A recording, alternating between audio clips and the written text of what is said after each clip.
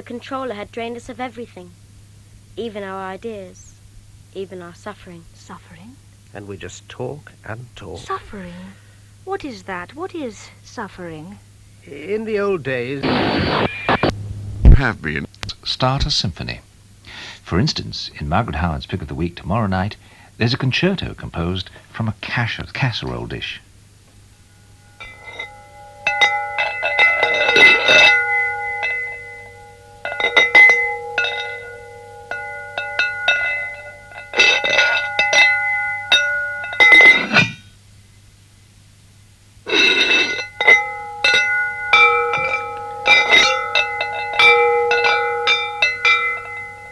Well, you see, hearing is believing. But if you're still incredulous, tune in tomorrow night at 7:20 to Margaret Howard's Pick of the Week. Warranted violence at the hands and fists of a commercial security firm, cheered on, I must add, by most of the audience. Not a pleasant evening at the theatre, and the dance critic John Drummond watched it all with a brow increasingly thunderous. I think it's just a tacky bit of supposedly modern choreography, which is about the best we can expect these days out of Soviet choreographers.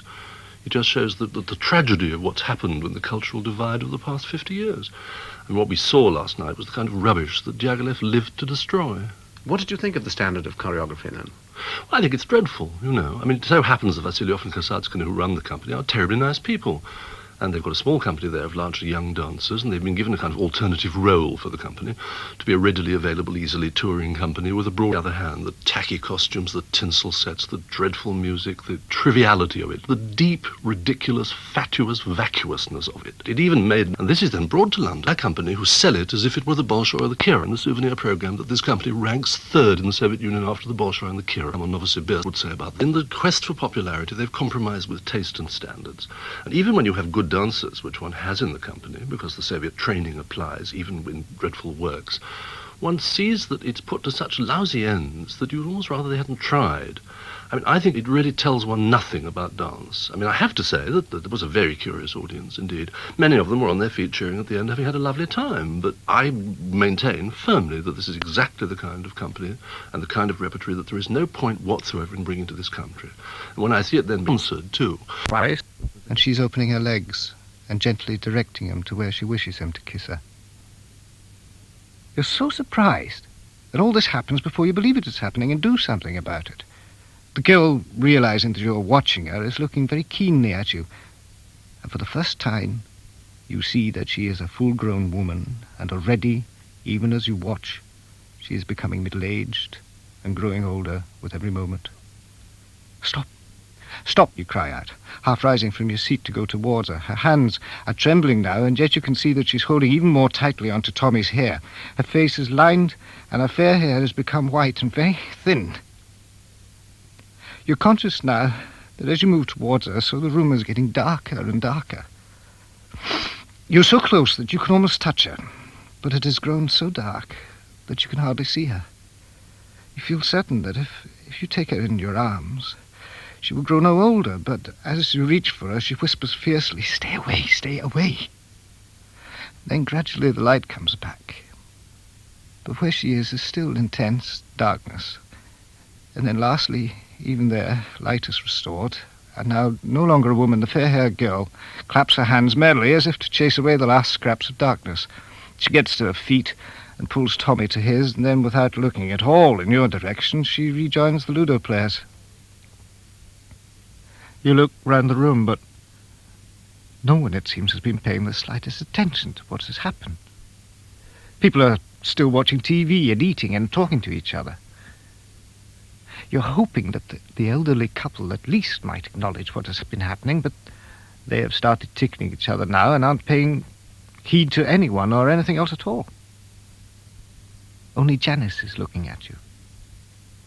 It is as if she is asking you for an explanation, when all the while you want an explanation from her. Even as you turn towards her, the room is becoming larger and larger, and the closer you approach her, the further she seems to be in the distance. The light in the room is growing brighter and brighter until you can hardly see and your eyes hurt. I've finished telling you that story now. Bad dream. You were both in a room which kept getting larger and larger, and so you were being forced further and further apart even as you were reaching for each other. And now she's kissing you and comforting you. You've made her happy. So now you can close your eyes and forget her while I tell you another bedtime story, which I think I will call The Tilting Room. It's a funny title, isn't it? Well, the story is about a room that is just full of old crevices and corners. Everything in it leans this way and that, and even the walls and ceilings don't quite meet at right angles. So close your eyes and relax, for this is quite a long story, and you no longer need be afraid of those gaps in eternity, those vast stretches of dead time. For you're in her arms, and she's asleep, and I'm telling you a story that began long before you met her. It starts, "This room is really known only to you and me." And even as I say these first words, I can feel the room tilting once more towards the Earth's center and towards the stars.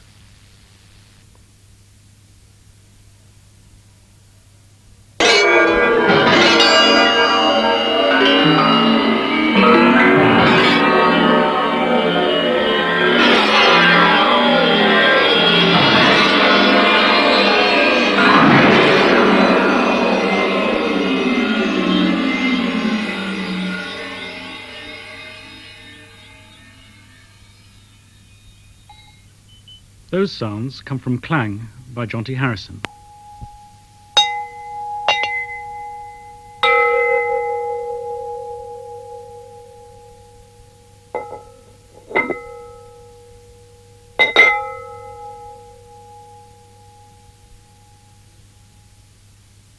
This is the opening of the piece, originally an improvisation recorded with great care, then edited and set in stereo space. So far so good. But what to do with these sounds? The thing about rich resonant sounds is that normally, in a live context, you can't do much about them, except with complex orchestrations. Let it ring. It fades to silence. Nothing can be done to make it behave otherwise, unlike stringed or wind sounds, for example, whose progress can be controlled. Well, there are several advantages the electroacoustic medium can offer. Amplification and microphone placing allow you to focus on inner details of pitch and colour, otherwise inaudible. You can get inside the sound. Second, with an array of basic treatment techniques, you can change that inside. Third, as a result, you can more flexibly relate and link your discoveries to similar properties in other sounds. Fourth, you can use electronic synthesis and now digital synthesis to extend these families. And last, you can articulate and sculpt your results in space. No wonder some of us get hooked for life.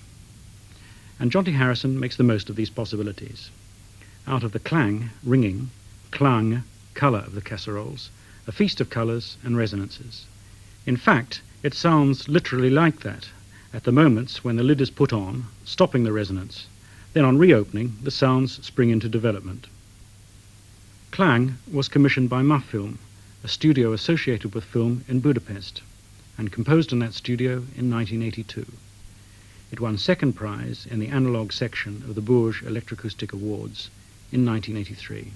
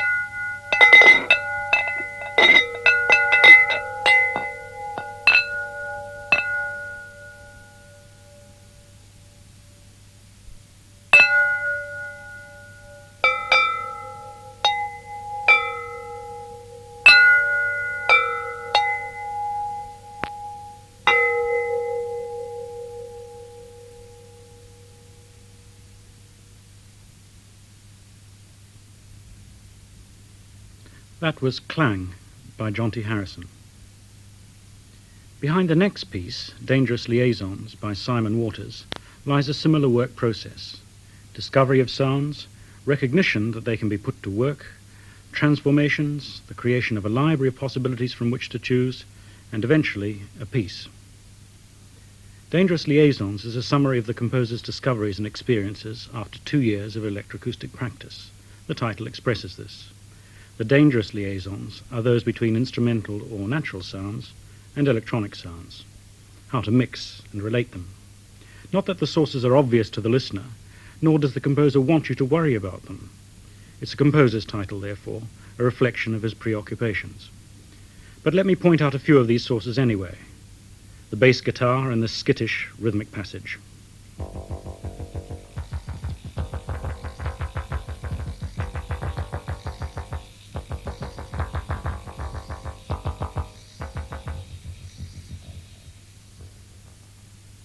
A clavichord cluster providing ringing cadences and a full stop in this forceful collection of attacks.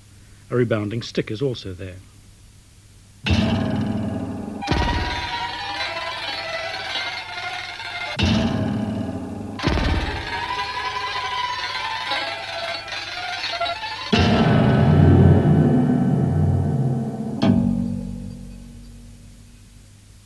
And water drops partnered with a drone and distant high bells.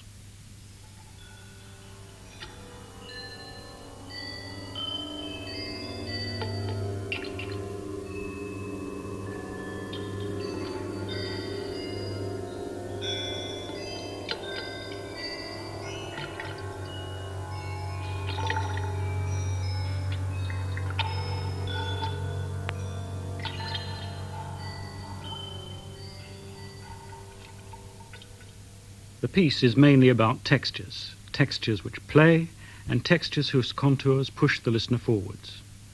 Dramatic attack sequences, like the one you just heard, act as goals or instigators of textures, and a haunting, clock-like bell sound dominates the piece as it sits marking time. Dangerous Liaisons was composed in the University of East Anglia's Electronic and Recording Studio in 1983, and was highly commended in last year's Bourges Awards.